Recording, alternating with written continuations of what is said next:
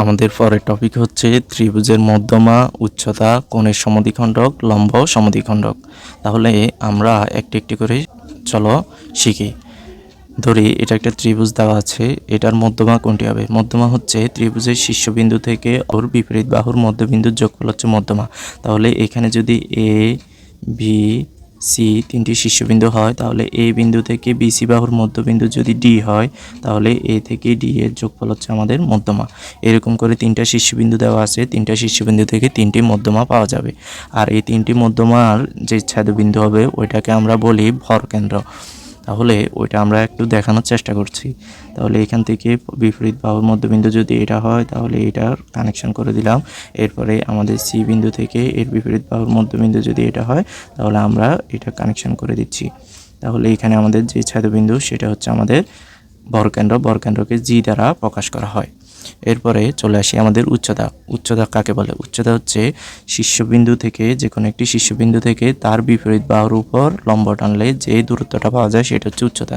তাহলে এখানে এ থেকে এই বিপরীত বাহুর উপর একটি লম্ব টানা হলে এটা হবে আমাদের উচ্চতা।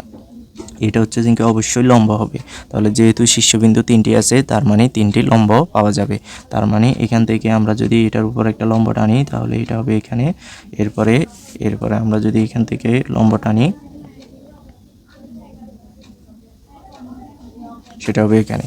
আমাদের ড্রগুলো একদম অ্যাকুরেট হচ্ছে না, আমরা জাস্ট দেখানোর জন্য করতেছি। তাহলে এটা হচ্ছে লম্ব, এটা হচ্ছে লম্ব।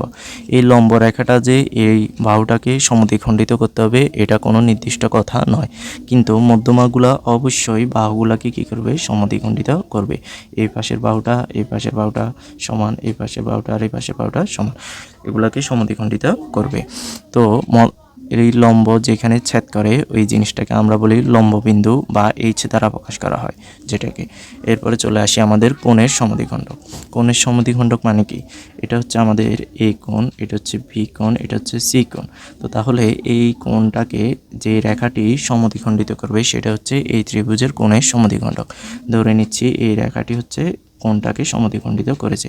তাহলে এই দিকের কোণটা যদি এ হয়, তাহলে বা থিতা হয়, থিতা হলে এটা হবে থিতা বাই 2, এটা হবে থিতা বাই 2, এরকম।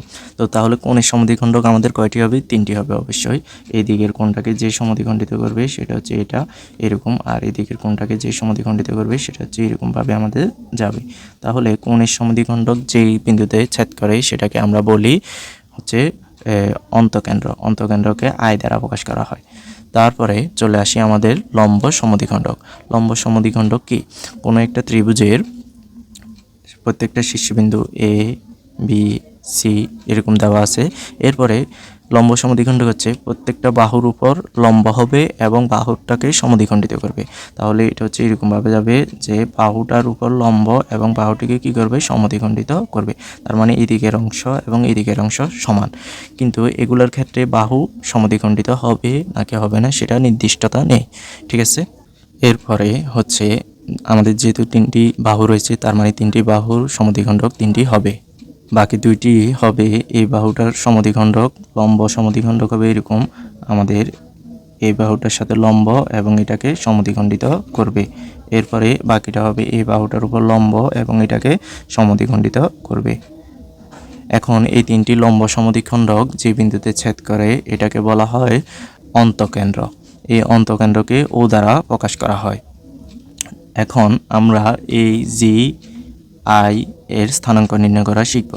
আমাদের এইচ এবং ও এটার স্থানাঙ্ক নির্ণয় করাটা আসে না পরীক্ষায়, যে কারণে এটা আমাদের শিখলে ওইরকম গুরুত্বপূর্ণ না।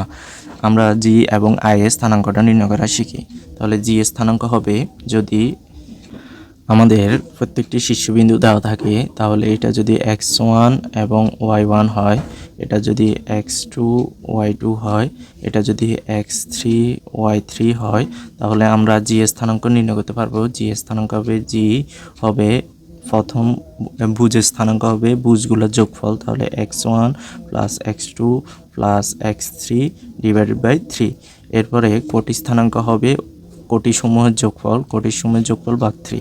তাহলে কোটি হচ্ছে y1 plus y2 plus y3 divided by 3। এটা হচ্ছে আমাদের জি এর স্থানাঙ্ক, একদম সহজে আমরা নির্ণয় করতে পারবো। এরপরে আই এর স্থানাঙ্কটা নির্ণয় করা একদম সহজ। এটা হচ্ছে আমাদের যদি আই এর এক্স স্থানাঙ্ক নির্ণয় করতে চাই তাহলে আমরা লিখতে হবে যে A X one plus B X two plus C X three divided by A plus B plus C. এখানে এ বি সি এর পরিচয় কি? এটা হচ্ছে এ কোণের বিপরীত বাহু হচ্ছে আমাদের এ বাহু, বি কোণের বিপরীত বাহুটা হচ্ছে আমাদের বি বাহু, সি কোণের বিপরীত বাহুটা হচ্ছে আমাদের সি বাহু। আর এ এর স্থানাঙ্ক হচ্ছে x one y one, B এর স্থানাঙ্ক হচ্ছে এক্স টু ওয়াই টু, আর সি এর স্থানাঙ্ক হচ্ছে এক্স থ্রি ওয়াই থ্রি। তাহলে এখান থেকে আমরা এক্স এর স্থানাঙ্ক পেয়ে যাব আই এর। তারপরে ওয়াই এর স্থানাঙ্ক হবে, কোটি স্থানাঙ্ক হবে A Y one plus B Y two plus C Y three divided by A plus B plus C. এটা হচ্ছে আমাদের আই এর ভুজ এবং কোটির স্থানাঙ্ক। এরপরে এই আই অন্তকেন্দ্র ও পরিকেন্দ্র, এই দুইটা কেন্দ্রকে কেন্দ্র করে নির্দিষ্ট ব্যাসার্ধ নিয়ে দুইটি বৃত্ত আঁকা সম্ভব। এই দুইটি বৃত্তর নির্দিষ্ট নাম রয়েছে। এই বৃত্তটির নাম হচ্ছে অন্তবৃত্ত আর এই বৃত্তটির নাম হচ্ছে পরিবৃত্ত। তাহলে এগুলো দেখতে কেমন আমরা একটু দেখানোর চেষ্টা করি। ধরি এটা একটা আমাদের ত্রিভুজ রয়েছে যেটার অন্তকেন্দ্র আই হচ্ছে এখানে। তাহলে এই আই থেকে প্রত্যেকটা বাহুর দূরত্ব হচ্ছে সমান, এই প্রত্যেকটা বাহুর দূরত্ব হচ্ছে সমান। এখন এখান থেকে এতটুকু পর্যন্ত কম্পাসকে খুলে যদি একটা বৃত্ত আঁকা হয় তাহলে এই বৃত্তটি প্রত্যেকটা বাহুকে এইভাবে করে টাচ করবে। এই বৃত্তটাকে বলা হয় অন্তবৃত্ত। আর এই বৃত্তের যে ব্যাসার্ধ, এই ব্যাসার্ধটাকে বলা হয় অন্তবৃত্তের ব্যাসার্ধ। আমরা এই ব্যাসার্ধটা নির্ণয় সূত্রটা শিখে ফেলি। এটা হচ্ছে অন্তবৃত্তের ব্যাসার্ধ সমান হচ্ছে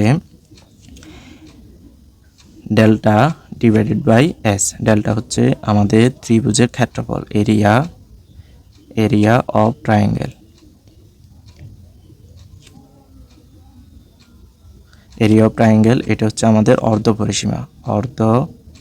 পরিসীমা, ঠিক আছে। এটা হচ্ছে আমাদের অন্তবৃত্তের ব্যাসার্ধ নির্ণয় সূত্র। এরপরে আমরা আরও একটা এই পরিকেন্দ্রকে কেন্দ্র করে একটা বৃত্ত আঁকা সম্ভব, সেটাকে বলা হয় পরিবৃত্ত। এই পরিবৃত্তটা দেখতে কেমন আমরা একটু দেখার চেষ্টা করি। সেটা হচ্ছে ধরি এটা একটা ত্রিভুজ আছে আমাদের কাছে, এখানে যে কোনো একটা জায়গায় আমাদের এই পরিকেন্দ্রটি রয়েছে, যেটা থেকে প্রত্যেকটা শীর্ষবিন্দুর দূরত্ব কিন্তু সমান, প্রত্যেকটা শীর্ষবিন্দুর দূরত্ব সমান। এখন কম্পাসকে এখান থেকে এতটুকু পর্যন্ত খুলে যদি একটি বৃত্ত আঁকা হয় তাহলে ওই বৃত্তটি শীর্ষকে টাচ করে করে যাবে। তাহলে এর ব্যাসার্ধ হবে এই এতটুকু, যেটাকে আমরা ক্যাপিটাল আর দ্বারা প্রকাশ করছি। এই ক্যাপিটাল আর নির্ণয় সূত্রটি আমরা শিখে ফেলি, যেটা হচ্ছে capital R is equal A B C divide by 4 delta. এখানে এ বি সি হচ্ছে প্রত্যেকটা বাহুর দৈর্ঘ্য, ত্রিভুজের প্রত্যেকটা বাহুর দৈর্ঘ্য, আর ডেল্টা হচ্ছে ত্রিভুজের ক্ষেত্রফল। এছাড়া আমরা একটা সুন্দর জিনিস শিখে রাখি যেটা আমাদের পরীক্ষায় অনেক হেল্প করবে। সেটা হচ্ছে আমাদের যে জিটা আছে, এই জি এই মধ্যমাটাকে 2:1 অনুপাতে বিভক্ত করে। তাহলে আমরা যদি এইভাবে তুলে নিয়ে আসি এরকমভাবে, আমাদের এটা হচ্ছে এ শীর্ষ, এটা হচ্ছে মধ্যমা ডি, আর এখানে আমাদের কোথাও হচ্ছে যে কি জিটা অবস্থিত, ঠিক আছে। এই জিটা এই পুরো রেখাটাকে 2:1 অনুপাতে বিভক্ত করে, 2:1 অনুপাতে বিভক্ত করে। এখন 2 কোন দিকে? 2 হচ্ছে শীর্ষের দিকে, ত্রিভুজের শীর্ষবিন্দুর দিকে হচ্ছে 2, আর আমাদের যেটা মধ্যবিন্দু, যে কোনো বাহুর মধ্যবিন্দু, ওটার দিকে হচ্ছে 1। তাহলে আমরা এই সকল তথ্য খুব সুন্দরভাবে মনে রাখার চেষ্টা করব, যেগুলো আমাদের পরীক্ষায় খুব খুব বেশি কাজে আসবে। এছাড়া আমরা এই টপিকগুলোর আলোকে কয়েকটা প্রবলেম সলভ করা শিখব পরবর্তী ভিডিওতে। ধন্যবাদ সবাইকে। আসসালামু আলাইকুম।